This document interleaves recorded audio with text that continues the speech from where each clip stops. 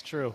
I mean, it'll be even, exacerbated here by the wyvern trying to hide in these trees and trying to fly over them, only to be cut down and chased down by a pangolier. That's true. Who, funny enough, is another endangered animal, but that's a whole other thing, isn't it?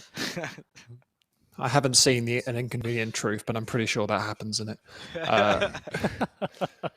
We have an Al Gore rolling through the forest. We're going to move on to the next pick from Team Unique. I expect this is going to be an offlane. Oh, the carry pick. Faceless Void. I like that quite a lot. Yeah, solid against Pango because you break his mobility. Like if you get him in the chrono, of course, And similar situation with Clockwork because he can't hookshot through your chrono. So the placement is difficult, but it's possible. Issues though with the Lion. The Hex is one of the best counters to Void when he goes in. So you kind of need to get a big KB. So good pick, but not ideal, especially because within the chrono you have decent damage, but nothing spectacular. No AA, no Elder Titan. Lena's going to hit her spells whether it's chrono or not. Sharpshooter is not that hard to hit either. So it's not like you have, a Void combo. No Skyreth Mage even. It's good. If it's I'm a bit Sorry, go ahead. I was just going to say, I was a bit surprised to not see the Snapfire. If they were thinking Faceless Void the entire time, maybe it was just as a response to Pangolier. Why not Snapfire instead? That's a tried and true combo. Snapfire very strong right now. More damage into Chrono than Sharpshooter. Snap is weak to clock. Slayer's top pick by some margin. In the past patch, he's picked Snapfire 13 times, and his next pick is some way down from that. So we've not seen any Snapfire today. I'm quite surprised by that because when I was doing my research for these qualifiers, it really does come up a lot as a Eastern European pick. So it's unusual to not be seeing it at all. It's weak to clock and Pango though, so I don't. That's true. That's one of the issues, right? Yeah. It's not the best Void lineup, but you deal with the enemy team somewhat, and if you pick Snap, then you're no longer dealing with them. I think Hoodwink is a bit more solid. I get that choice. I get that point. But, to me, this seems like one of those catch-22s where, do I hookshot the Lina or do I hookshot the Snapfire? Either way, one of them is going to be really, really happy. Probably the Lina at some stage, but that makes Chrono better. It's like it's a whole thing, right? It spirals, the butterfly effect, so to speak, or the Snapfire effect, I suppose, in this case. But either way, it'll be the Hoodwink instead. I'm looking forward to this because I think this is unique, kind of adjusting their playstyle, adjusting their drafts to kind of accept what NA has truly shown to be quite a powerful pick. Team Unique banning out that Wraith King, which was, I think, the classic pick for PuckChamp. What carries are we going to look for here in their final pickup? We've got the Team Unique pick first, but which is going to be an offlaner, somewhat less flashy. So let's talk about the PuckChamp carry. What would you like to see here? Survive Chrono. Anything that can survive Chrono. That's why they took away Wraith King because he survives it, and Phantom Lancer because he avoids it with Doppelganger. Usually it used to be just pick the tankiest carry possible was like the option here. We'll see what they go for. I mean, they don't have the greatest options. See, there's not that much damage in the Chrono, which allows you to pick like a strength carry. I used to like the CK. I was thinking about CK, but now with the Dragon Knight, not so much because he does reduce your damage a lot. Yes. It's your base damage. Yeah, so Sven's also in that same camp. I was thinking of another tanky hero who's quite fast, but... Oh, it's tough. Yeah, Wraith King was the pick. Wraith King simply was the pick, right? PuckChamp, they don't really get too much time to respond to this Faceless Void pick. There's no save whatsoever on their entire draft. That's a really big problem for them. And yeah, so it's got to be a strength carry, but none of them really seem too amazing. Or like the Jug Ursa Troll of things that can survive Chrono is like the trifecta. Oh, TB. T-Blue, which is very much the opposite of what we were saying. I was not expecting that. Yeah, not against Alina. Maybe they think the Lina's not going to do anything this game. Like it's TP versus Lina, Winter Wyvern, and like it's TP versus Lina, Winter Wyvern, even Hoodwink to a degree. That's a lot of magical damage against TP. Yeah, we got a lot of illusion damage as well. There's no Lion at least to really hard counter your illusion army, but yeah, it's a lot of magic damage. Acorn Shot, Lina, Splinter Blast. I look at this draft and I'm not too scared of this Terrorblade pick. I think it's an interesting proposition from PuckChamp. I think they just want to, survive through all the tanky damage and be able to just, dish it right back with the TB. But once again, I said it last game. I feel like I've been saying this all season. It's a lot up to Melis and this time Astral to make sure that they've got the control that their team requires of them to win these team fights. Well, let's see if they have the control required to win these team fights. I'm excited to see, and I'm going to hand over to you guys as I head to my lunch. The honesty there. Well, With managed to sneak in my own lunch here, rather sneakily at the very least. But I've got a feeling that this TB might be able to just, or rather, this Clockwork is just going to make he sees Lina, and all he sees is just a snack. It's going to be hook shot, hook shot, hook shot. And I think you were right. I think you said like kind of this as a off the cuff remark, but it feels like with this draft, PuckChamp are like, we're not really scared of this Lina. Lina will be taken care of. yeah, that's what it looks like to me. Like, you're not concerned, the Lina or even the Winter Wyvern. Both are relatively countered by the Pango plus Clock. So I think that's where their logic lies with the TB pick. The thing is, of course, if this goes super late, like the TB is not that great against Void either. Void can man up and destroy the TB and beat him in a 1v1. There is a point where you just overpower him with damage, and you have stuns, which TB suffers against for obvious reasons. And because of your time walk, the Sunder is also not, like, especially with a shard now, right? If you can walk in, hit him, hope for a stun, go back, don't get sundered. There are ways to play around him. I wouldn't say he's that much of a counter. But it did used to be a pick we used to see against Void due to the good core-to-core matchup, because you can go for the Ags and the what's it called? Terror Wave is very impactful against Terror Void. Wave, yeah. Yeah, you named it with the axe. No, it is. It's super annoying to deal with. Huge AoE. It gives you a bit of flexibility to fight. How do we initiate our fights, though? I mean, I suppose it is going to be the offlane DK for Ghost Stick, so that answers my questions. Yeah, I could see this one very well going either way. I just think that it's we handle the mid laner a little bit easier for Ghost for PuckChamp than we do for Unique. I think this Lina is going to have some pretty big problems. If not Clockwork, then certainly Pangolier. We'll see. We'll see. I'm not entirely sold on either draft this time. I feel like both drafts have some heroes that were maybe not top choices, more for comfort picks. So I think this could be anyone's game, much like last one. But last one I was seeing PuckChamp's draft like, oh, this draft can play PuckChamp style. So I was kind of rooting for them in that sense, whereas I thought the draft was better for Unique. This time I feel like Unique has still played their style, very similar to last game. But this time I don't think PuckChamp can play the Chaos as well. That said, I feel like Krillad is really consistent in this TB, though. I'm quite a big fan of him on the TB. I mean, I hate to do this again to you. I like his TV performances as well. He's only picked TV twice, 7.29. Both losses, both pretty unremarkable losses. They were very fast. He only managed to get an average of 175 CS across both of those games, which is well below his average, even for heroes that he loses more on. So, this seems to be kind of a sink or swim hero for PuckChamp, at least this patch, and it's been mostly sinking. So let's see here if they can get this one to stay afloat a bit longer versus Unique, because that core-to-core is not bad, as you've highlighted, if we can get there. Also, the TB versus DK matchup is a good solution. It's been the solution that EG came up with as well during the majors. Like, oh, tanky cores, time to pick up TB. Because usually tanky offlaners don't bring as much damage to the table. And since the damage comes from the other sources, usually the supports, you're like, well, easy to run TB there because, you can eventually get BKB and he's safe. There's also ways to save the TB from Lina damage if you've managed to counter her. Like, for example, picking up a pipe on Pango. So that's an option as well. Yeah, you're totally right. And in fact, DK, he doesn't really have a whole lot to do as soon as meta gets popped here. It's basically just, well, I guess I have to walk away from the creep wave because it's not even like Breathe Fire is going to help you. Much like the matchup versus a Tide Hunter, it's all bonus damage that you get on the Metamorphosis, so it's not going to be reduced a single bit by the Breathe Fire or any other attack-based modifiers. So another points in the TB category. Yeah, we'll see. So far, though, just reflection level 1, just waiting for a little bit more damage before the meta's taken.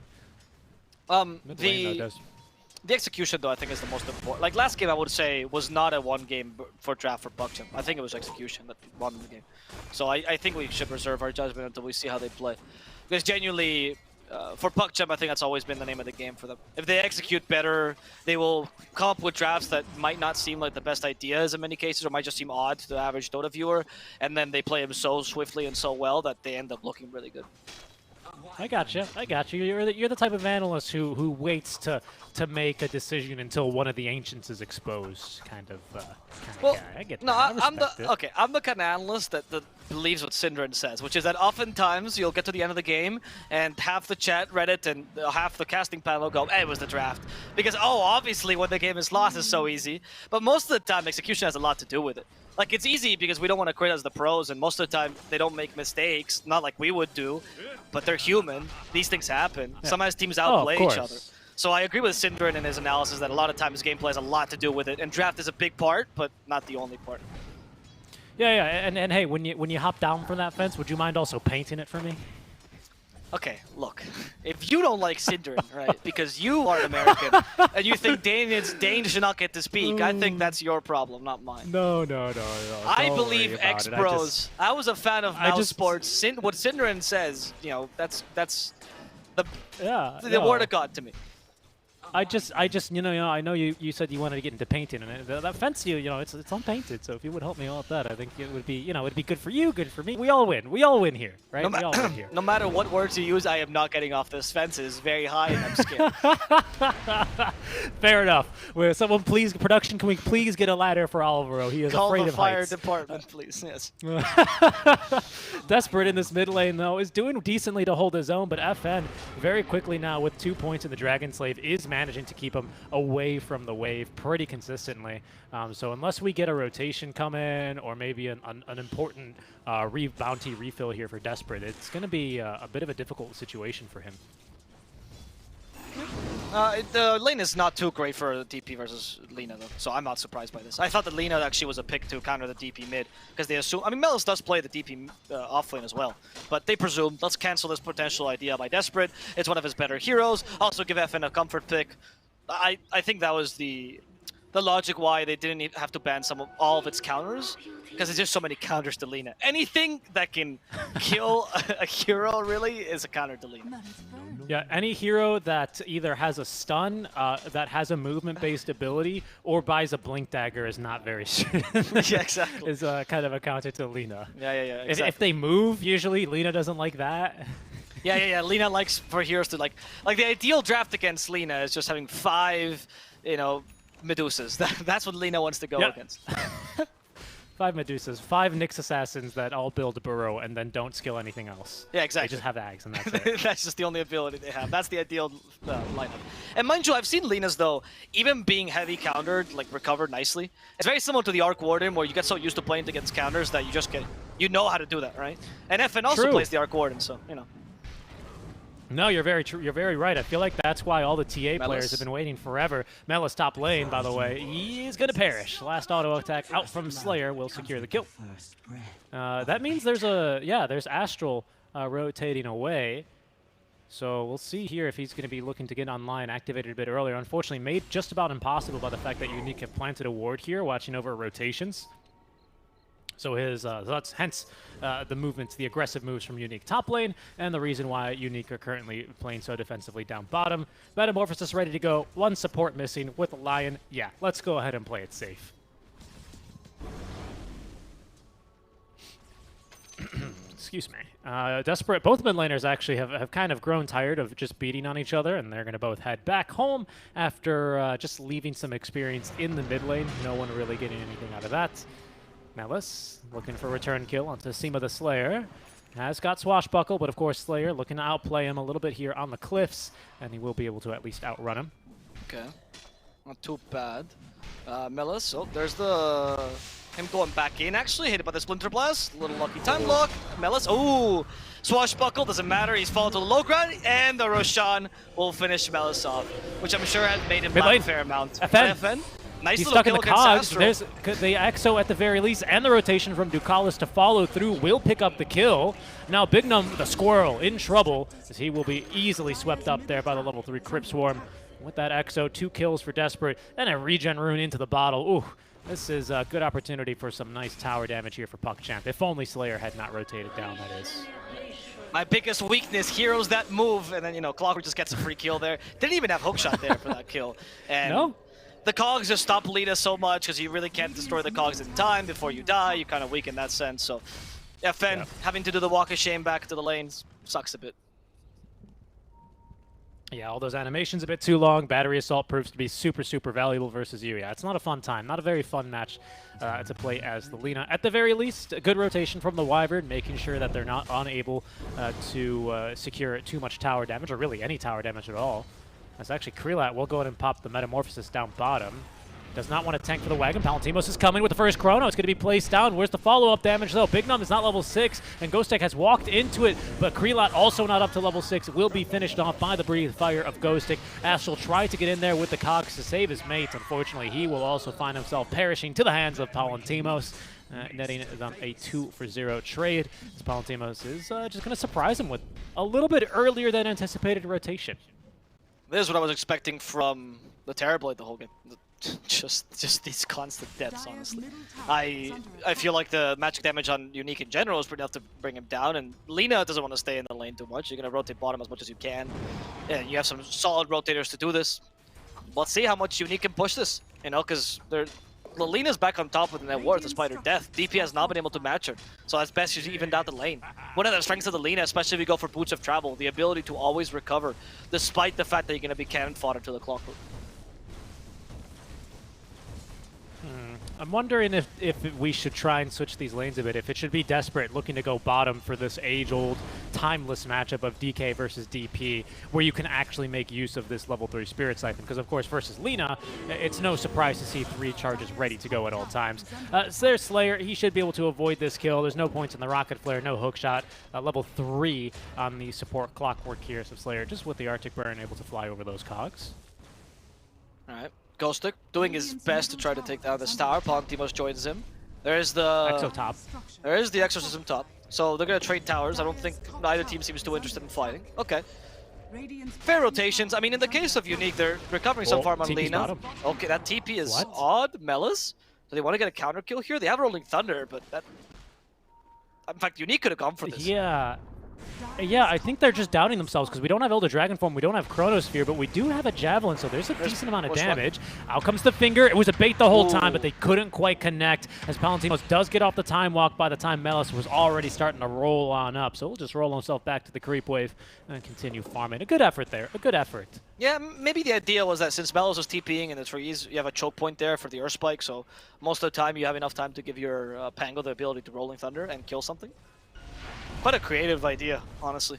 Yeah. Taking advantage of bad situation. Unfortunately, it's going to be punished pretty heavily here because Finger is your best source of doing damage early on through the Cold Embrace. Not only that, of course, it's got a horrendously long cooldown at level 1. Rightfully so, don't get me wrong, but it's got a horrendously long cooldown. So now it feels like we're a bit weak here on the side of PuckChamp for quite some time, at the very least until we get, you know, a level 6 for Astral, because it's an early level 6 for Ducalis. They gave him a lot of XP, but we didn't really end up turning that into anything, unfortunately. So that's the biggest withdrawal I'm seeing here now for PuckChamp in these next couple of minutes. That's true, but since you're... Yeah, okay, you're right. You didn't get too much out of it. The DK is actually having the same impact as a DP as well, and you've allowed FN to kind of recover into this game and now put the impact that you expect Lina to have. But I also feel like PuckChamp doesn't want to play too much around this timing just yet. You're playing on the TP, so as long as you're creating some sort of space for him, you're not too sad about it. If you can at least trade jungles here, you're still okay.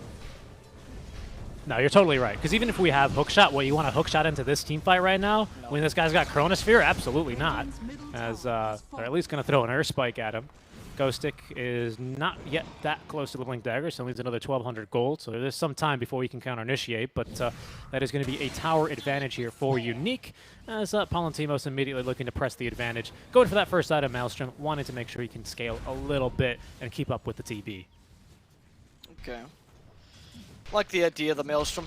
And matching the TB's farm, also giving you some mixed damage against the TB with a high armor hero, and a bit burst against the DP. Not bad.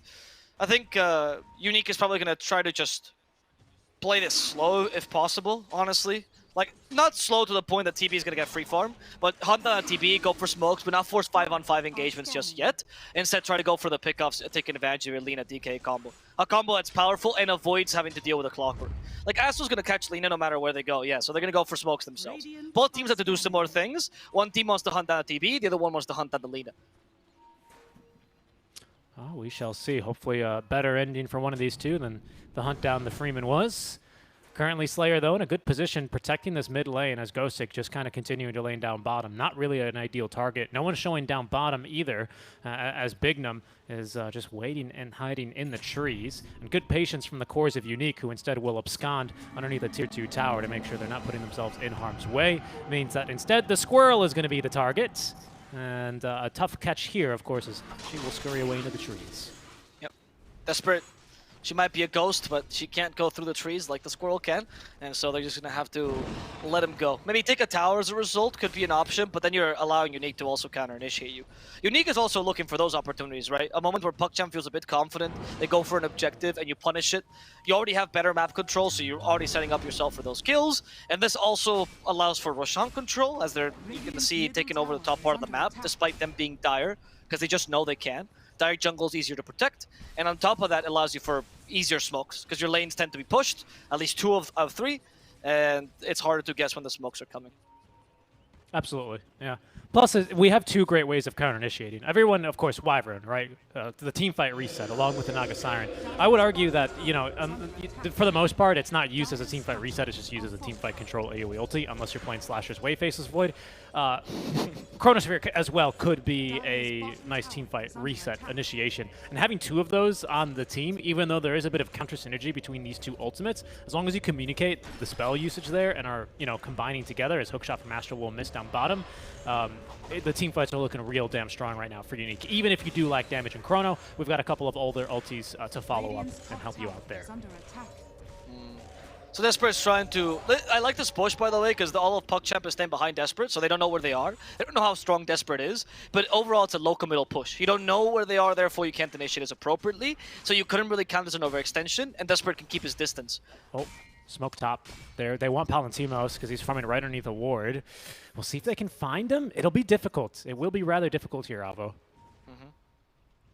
Unique have not been able to stop the TB from farming at all, by the way. They haven't gone for a single hunt. Like, I was saying they could play somewhat defensively, but there is a point where you should smoke. I mean, they see him. They put a ward in his triangle. They have really good vision, but they haven't been able to catch up to him just yet. There they go, mid lane. Unfortunately, Palantimos is out in time, and Slayer, yeah, very eager to cast a Winter's Curse on that rolling Pangolin. He will go ahead and leave the mid lane and try again a different day. Astral, though, okay, he's going to eat the Blink Dagger. In the meantime, there is an LSA. They're finding the DP, the more important kill of the 2. Broken and bursted down, popped by the Laguna Blade, as Astral is actually able to survive the onslaught of the DK. So it's just going to be then Desperate taking a very costly death. Unique. Oh, I mean, do you look for a push? It feels like they can't really do Roche with this lineup this early. No, for Unique, no, but I think it's fine, because you can always just put a bit of pressure onto the towers with the Dragon form. I think as long as you're taking over some part of the map, like, you've lost the control over your jungle now, which is normal at this point in the game, but it was ideal for Unique as they could control the top part of the map and put some aggressive wards in the triangle. That ward in the triangle, unfortunately, has not netted them too many kills or anything, really. I mean, it netted them vision, but like, knowledge of the TB, but you haven't been able to utilize it just yet. Maybe around the DK, Blink Dagger timing, they'll feel a bit more confident, and then we'll try to hunt down TB. Okay, I like the sound of that. I also like how Melis is changing up the builds quite dramatically from Game 1 to Game 2, definitely recognizing a severe change in pace. I think by this time last game we had maybe 12 to 18 kills, now just 7 in 15 minutes, so it's going to be no such Diffusal Blade here for the offlane Pangolier, instead opting for the Vessel. Again, a bit of a rarer purchase these days, especially I would argue on an offlaner, but it definitely has its merits this game versus the Void, versus the Winter Wyvern, and of course the DK. He also disassembled the Vanguard, right? Which I'm wondering what that's going to what be made for. I think he's going to turn this into maybe a pipe, like you were suggesting earlier, with that Ring of Health. I hope so. And using the Vit booster for the urn. Just, you know, a little bit of God King quality in here. Yeah. In the item management. I like the Vessel in this game because, again, the healing is important. You deal with a DK. I think it's solid. You deal with a Winter Wyvern like that. And I just really like the pipe. I think the pipe... I like the mech choice, by the way. Going for Aura Pango is definitely the right choice this game to make sure your TB is strong. And then you go for the pipe as well to make sure he doesn't die immediately bursted down by Lina. But then you have to play your wind opportunity really well before the Void can outmatch the TB. However, with how honestly uncontested TB has been this whole game, doesn't seem too difficult. Okay, well, maybe now we're going to get a little bit of a taster, a sample, if you will, of this power, as Krelot is joining the fun. As Clarity and on up, he's got all the skills ready to go. Level 2 Sunder, but most importantly, level 4 Conjure Image and Metamorphosis at the ready. They've got a ward behind the tower here, as playing bait in the mid lane is going to be desperate. Hookshot, though, is going to miss absolutely everyone. Palantimos on the way, gets hexed up before he can get off the ultimate, but a nice, ooh, the Chrono's still going to come through, despite their best efforts, but it's a defensive one. Palantimos needing to get back as they've stacked the curse on top of it. That means Malice is free to roll on through, punishing Seema the Slayer. We also hear the Metamorphosis onto an Illusion just to heal a bit more onto a Clockwork, perhaps, but Ghostic will be ran down. As Desperate just connecting onto him with the Siphon. Whoa! Yeah, that Void didn't have a chance. Skrillat's like, my team's got this. I can keep farming. What a domination of this team fight. Unique. Once again, is similar to last game where I feel like they're just not doing enough in this game. And that's allowing PuckChamp to play their game. Yet such good map control, and you weren't able to utilize it for much. And PuckChamp now has taken over, I mean, has taken back their map. I'm still questioning what that deep ward within the enemy jungle is, what that deep ward in the triangle is doing. Like, they haven't, again, as our criticism to these wards is that you haven't been able to utilize them too much, and that's allowed PuckChamp to pretty much come back, you could call it, into this game, secure a lot of farm at TP, and now they're the ones that are riding the bull. Radiant are scanning. Ah, they are. I mean, they're going to be a bit on the back foot now without Exo, without Metamorphosis, a bit weaker, especially with still a level 1 finger securing the kill. So we are going to be a bit weak now for PuckChamp. But by the looks of things, so are Unique. Elder Dragon form ready in a bit. No Chronosphere, having to use that. And then unfortunately, that was a Curse and a Chrono, both on top of one another. Am I correct in that? I mean, because either way, Palantimos didn't have the damage in the Chronosphere is the be-all and end-all of that, you know, kind of engagement. He does time walk in. I don't think was expecting that many heroes behind his tower. But I believe they did Curse and Chrono. I could be mistaken in that sense, but Palantimos didn't even try and go for any kills, just immediately went on and time walked away. Yeah, I was watching. Yeah, I didn't watch the initiation. I was watching this other part of the maps when that started, so I can't be guaranteed. Gotcha. I'm sorry. Gotcha. You were looking at the Kabold Formants. I was looking at the Formants. Well, I was seeing the smoke. Was like, oh, they're gonna initiate through here, and I was actually looking at the wards. I'm not gonna lie. I'm really frustrated with these wards. Yeah, I apologize. Regardless, I think that the initiation is solid for PuckChamp because once again, it's the. I mean, they just get to choose when to do it, right? So it surprises Unique regardless. Even if it wasn't a mistake, that doesn't really matter as much. Slayer. There's a... Okay, they stopped the Rolling Thunder, but... Oh, never mind. They're actually going to kill Pango. There's the Bushwhack. Ice Strike Array. They even used the Laguna. Everything for Pango. Melis has to die. I've decided so today. And those are one of the plays I actually spoke about the panel, right? Where Melis is far away from your team, and PuckChamp's like, we should help him, but Melis, why? Why are you that far ahead? It's so difficult to catch up to you. Yeah, when you're outside of even in hookshot range, usually that's a little far for the rest of your team to try and follow up on, right? I mean, Astral's like, I could support you, but it's even going to take my Rocket Flare 20 seconds to find you. So there's the Rocket Flare used for vision. We did pop Elder Dragon form for that. Again, a volley of ultis used does leave Unique a little bit on the back foot. We still have the looming threat of Chronosphere, which is at the ready. And we're going, by the way, for this pretty classic style of Faceless Void that we see. I want to say, at least in Eastern European, I can speak for, is the unkillable, lots of stats, but very low damage Faceless Void. Yeah, sure. I mean, it's just a traditional... Like, I think this Faceless Void is a bit closer to the I don't need Chrono to fight Faceless Void, right? The Glass Cannon Faceless Void that was so very popular before is not as great now because people have realized that Time Lock and the Shard alone make you so powerful even without Chrono. And it's just better to build it this way. It's slower and you don't get the guaranteed kill 100%, but it's more reliable coming into the late game and you become a real carry. The old Void was really, or at least when the Mask of Madness MKB was the build, you know, Mask of Madness Maelstrom into like huge damage. That was just the I am Chrono Void. That's it. And once Chrono is off cooldown, or on cooldown, sorry, you don't know what to do, and you wait for it, and then... But ever since the cooldown increase on Chrono, and the lack of Ags now, I feel like this is honestly the better Void to play. Okay. You know what? I think that's some sound logic there, Avo. I would agree with you. Again, I just think this team... I wouldn't say they've got damage issues. The TP away in time from our Lion. Okay. Because that's not your biggest concern, right? You don't need him to be the be all end all. You know, Chronosphere I'm gonna kill every single person inside of it. Because you got Lina with a good amount of damage. She can help you out here in the Chronosphere. Just would love you to hold them down for you. Yep. We've got DK, who I mean he's tanky, not a whole lot of damage, but Lina, we got Lina for the damage. So I get what you're putting down here. And to that point, by the way, with the inclusion of Aeon discs, that kind of void can be countered at some point in the game, and so that's why they go for Melis, who's again far away from his team and dead. Thanks to smoke though. Yeah, it's true, but it's always Melis in front. This is what he does. It's not a mistake. It's just this is how he plays. He plays really aggressively. He sometimes uncovers smokes. He sometimes finds solo Kiros like this. But if you know he's going to do this, Unique can also take advantage of this idea by being able to hunt him down really easily. Melis is a valuable core to kill, so they're quite happy with this kill.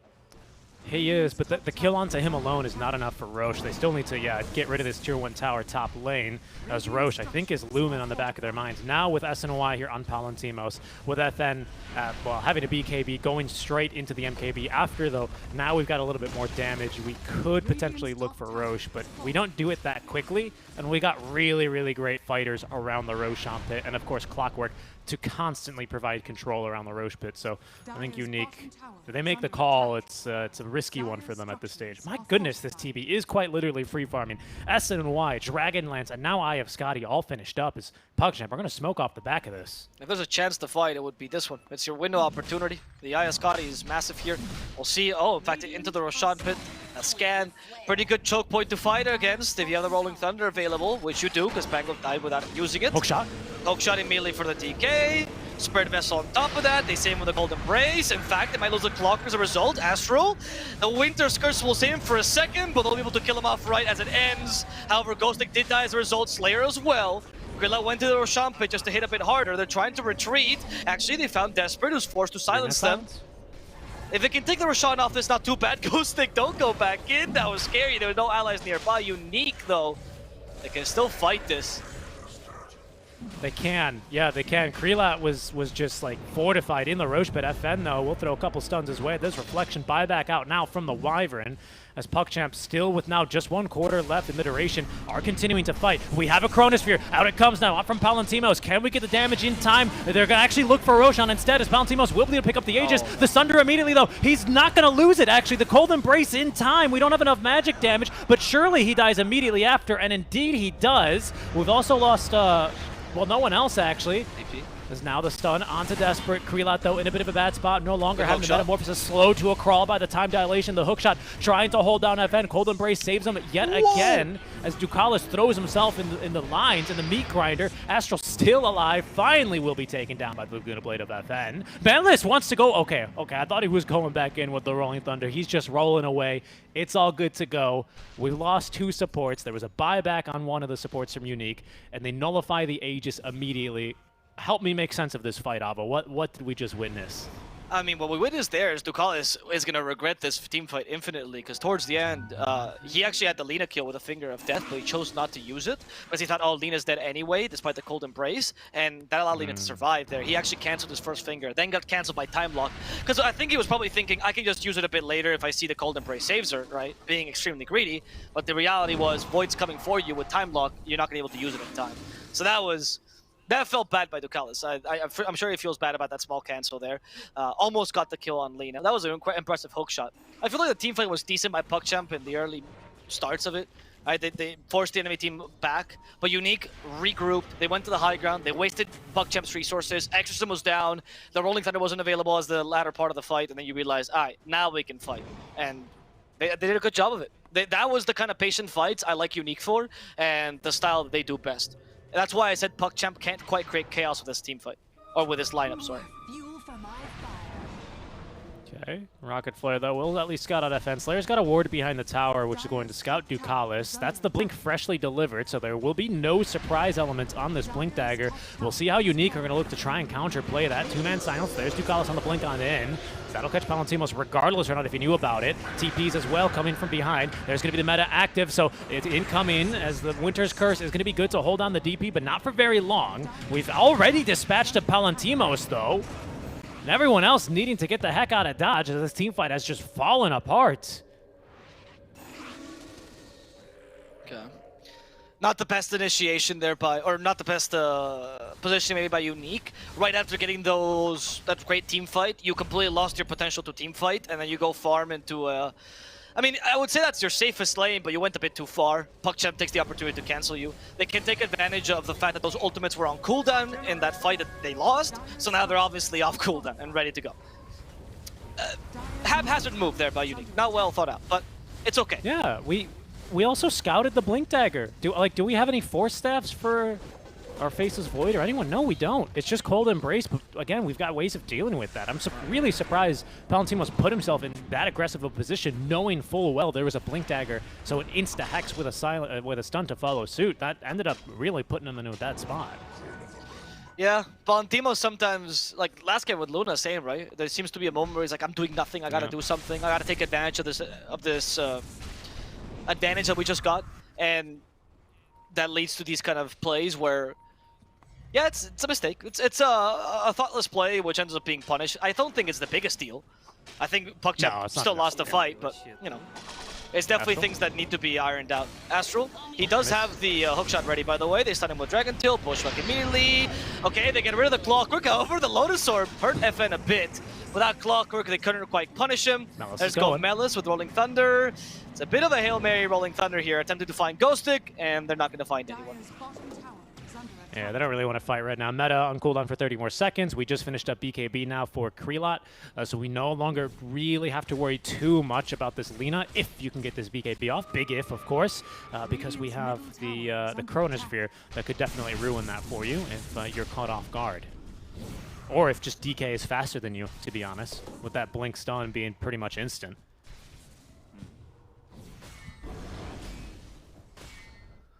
Ghostic looking to try and secure his blink stuns.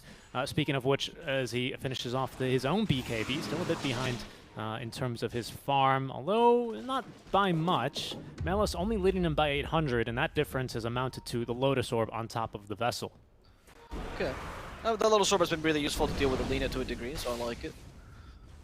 Unique, going down to the bottom lane, trying to take that tier 2. This time it seems like you are capable of fighting, so they're just going to bait out the DK. Melis will be taking that bait for now. As, wait, the rest of PuckChamp coming in from behind. There's the Chrono. But they hex the Winter Wyvern. There's no Winter's Curse to counter-initiate and try to kill Ghostic quickly. In fact, Ghostic will fall immediately to Krelot. As they go for the Void Finger, yes, they save him with a Cold Embrace, but for how long, Palantimos? He has to get away, not enough time. Quip Swarm will be the last bit of damage that brings him to the grave as FN is trying to run away. The Light Strike Array not going to stun a soul, just an illusion. And with a Yule Scepter, they'll be able to cogs him to death, actually. Unique. That was a team fight in the wrong position due to a wonderful smoke by PuckChamp, flanked him in the right spot, and even taking advantage of all the wards Unique laid down. They were not expecting that. They revealed themselves immediately, and they thought they were safe due to the warding spots there. Thank you, That was really rough. I mean, that time, that was the flank that Krelot was looking to make last time when he TP'd to the outpost. Unfortunately, maybe fortunately for him, his presence wasn't necessarily demanded because the team had enough damage without him. This time, oh man, he lays down the hurt. Lina just not ready for him. DK gets eaten alive, and Palantimos is basically solo killed by the DP, who gets chronoed, but then immediately there's no follow-up into the Chronosphere. So Void, again, doesn't have the damage quite yet. He didn't build that way, as Bignum getting bodied by the TB Conjure Images. Tier 3 tower in the mid lane has already fallen, as the rest of PuckChamp now spraying, getting to work here on the mid set of barracks. I think the range racks. As PuckChamp retreats, there's no need for them to go any further. Or the melee racks, rather, there's no need for them to go any further. And Unique will have to think of a way to come back into this game. They need to force a 5-on-5 that benefits them. And this is where the core-to-core starts benefiting Terrorblade when you have the 7k lead over the Void. What do you do as Void? Nothing, really. You need to find farm. It's hard.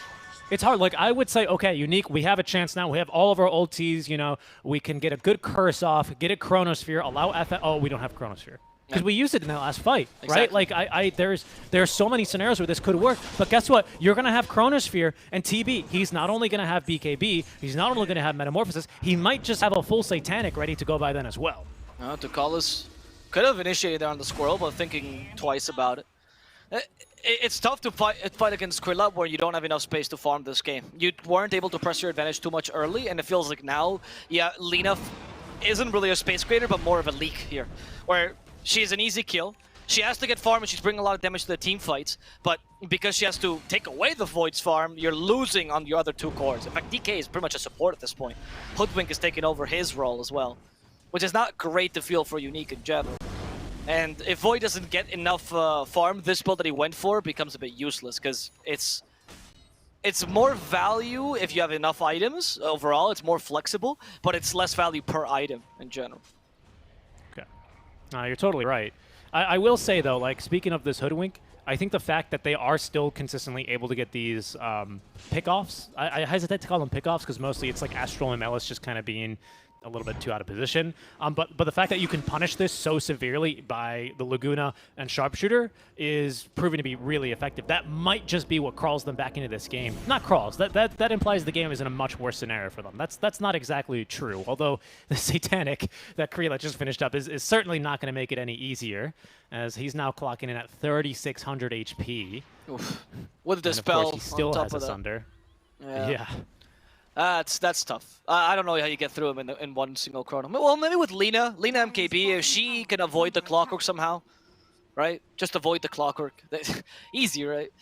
But that's the only win condition you have. Lina needs to be able to hit, and PuckChamp is just going to try to find the Lina, destroy that source of damage. Melis walking in. Oh, Melis! Slayer. No, catches no one just yet. We did hear a hookshot though on the backlines. And who was that for? That was for Ghosting. FN joining in, and she actually destroys her arch and nemesis. But Slayer, that is a result. Lost her Winter's Curse. They're still trying to kill off the Void. They stunned him for long enough. Palantimos cannot last the onslaught from Krelat as FN is BKB TPing, but in front of the Roshan, leading them to the objective that the PuckChamp will gladly take. Oh no. They lost Wyvern. They needed Curse in that fight, Avo. As soon as they lose the Winter Wyvern, I mean, first of all, shout out to Ducalis, not wasting a single second this time around. He sees someone in Cold Embrace, he zaps him immediately with the Finger of Death. Absolutely the play he needs to make 100% of the time, and especially into the late game, because not having Winter's Curse to give a glimmer of hope to Unique to try and counter-initiate there meant that Palantimos was just left out to dry. He's tanky, he's got Ioscati, but he doesn't have BKB, which means that these hexes, these Earth Spikes, all these casual stuns that they just have are just so brutal for him, especially when there's so much damage just being rained onto him by Krelat, who's still using the last couple of seconds of Metamorphosis to get a little bit of tower damage in. It'll force the Glyph, but with Aegis now in hand, Shard, of course, given to Melis, he's got roll up now, and Cheese on Desperate. It is now quite the uphill battle here for Team Unique. Okay. Unique still has solid team fight though, so if they can execute this, like I said, maybe they can start cutting lanes with the Void a bit more with Palantimos. Perhaps he should consider going for a Shard so he has more mobility and is able to cut lanes more effectively, fight farm, while you leave FN to have the safest farm possible. Maybe Clockwork disconnects. That's another option. I don't know, dude. I'm trying to give him chances, but it's just this Lina doesn't seem like he can do much this game. I think PuckChamp was right to underestimate her. Look, Astral's not even concerned with Ghosting. He doesn't care. He knows he's strong. He even went for an axe for a double hookshot just in case.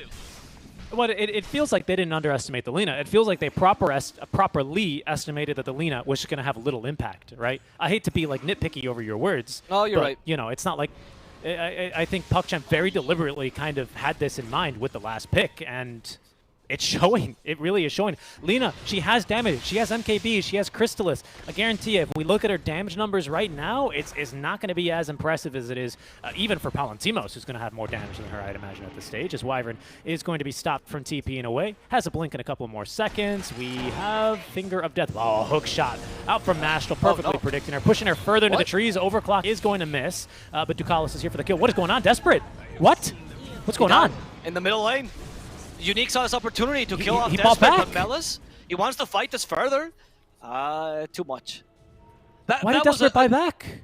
Because he thought he could go back in, and they were going to stay and fight Melis. Probably that was the call made by Melis. Melis said, hey, if these guys stay, we kill them. That's what I'm assuming. You use Chrono, dude. You still have Exo. In fact, you could push pretty hard right now. If they go and try to fight you, oh, I mean, he dies here. That's done. But I think they have to cause and Krilla to help him out. Desperate still with Exorcism. The silence only hitting the squirrel, and they have no stuns to bring anyone down just yet. Yeah, Astral and Melis were kind of having a bit of like a cookout in the woods. They were both trapped down bottom for quite some time, which is why I was so surprised that Desperate was pushing as far as he was down middle. Yeah. I mean, sure, Chronosphere, absolutely, but whew. Krillat stunned.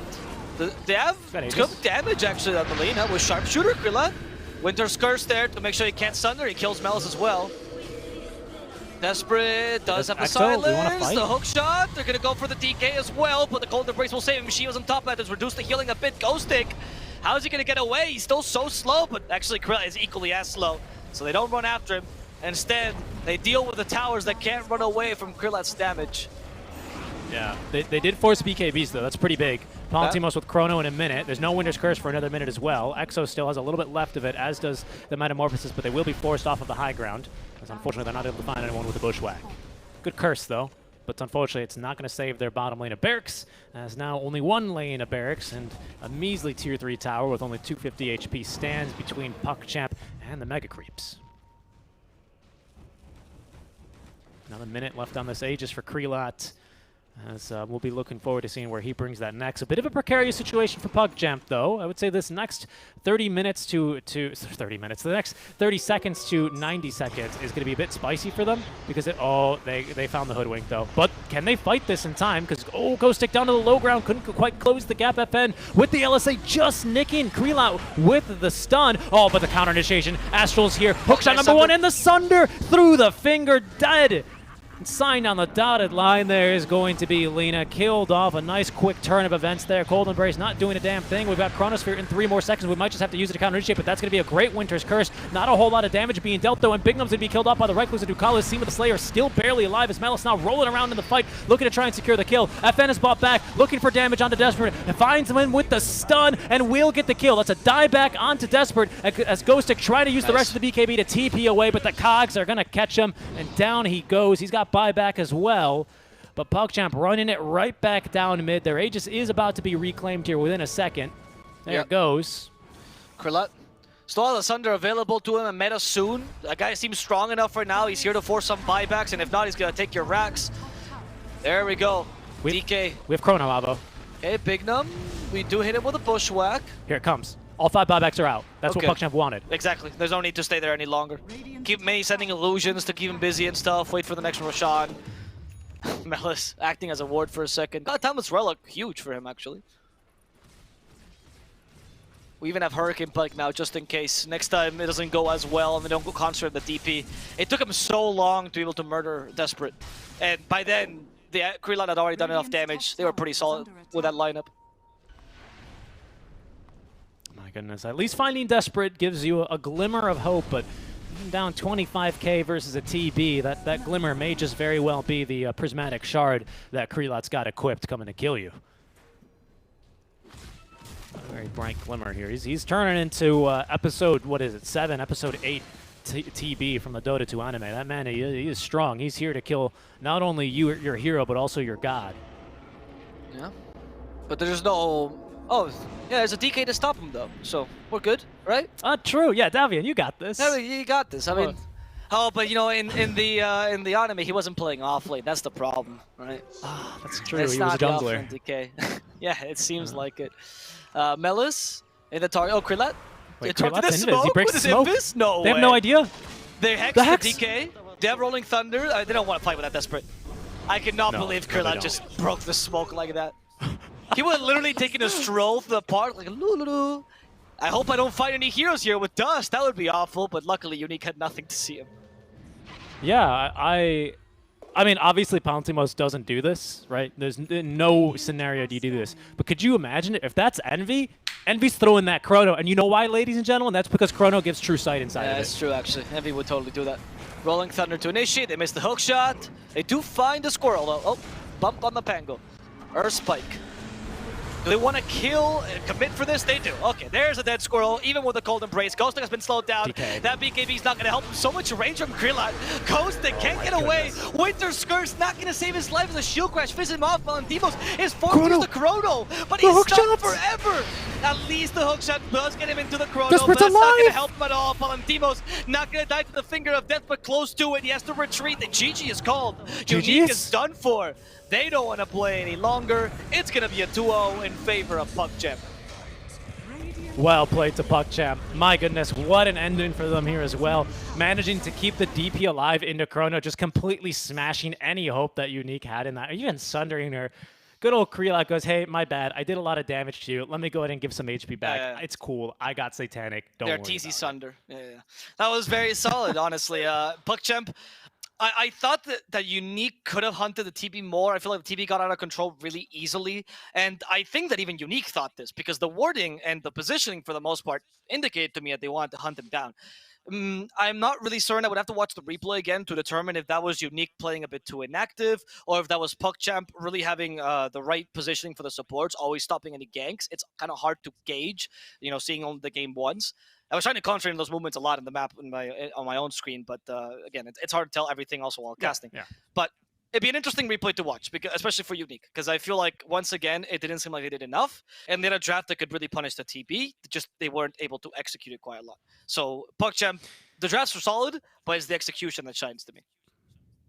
All right, well, that's what you said at first. Finally hopping down from the fence as soon as that last Chrono did not get the kill onto Desperate. We are going to hop into a short break, guys. After a quick little minute, we'll be back and discuss this series a little bit more with our host, Daniel Offen.